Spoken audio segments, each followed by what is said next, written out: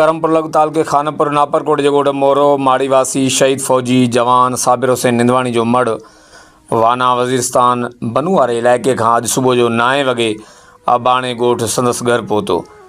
शहीद नौजवान जो लाश घर पहुचण ते कोराम मची वियो, जॾहिं त इलाइक़े में सोग छायल रहियो।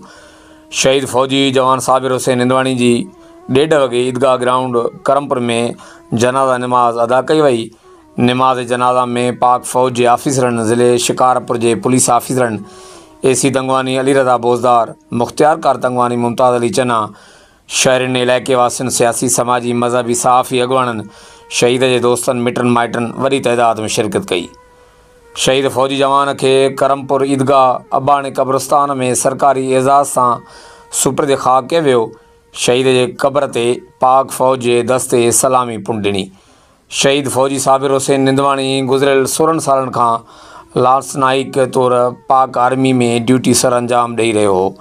2 ॾींहं पहिरियां वाना वज़ीरस्तान वारे इलाइक़े में मुल्क दुश्मन दहशतगर्दनि ख़िलाफ़ अॻे मोर्चे ते बहादुरी सां विढ़ंदे जाम शहादत नोश कयाई।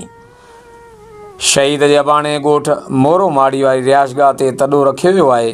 ॿिए तरफ़ शहीद जे वारसनि सां ताज़ियत जो सिलसिलो जारी आहे। शहीद साबिर हुसैन निंदवाणी पोइनरनि में बेवा घरवारी ऐं 3 पुट छॾे वियो आहे। कैमरामैन टीम सां गॾु जावेद उस्मान बिजराणी, JT न्यूज़ करमपुर।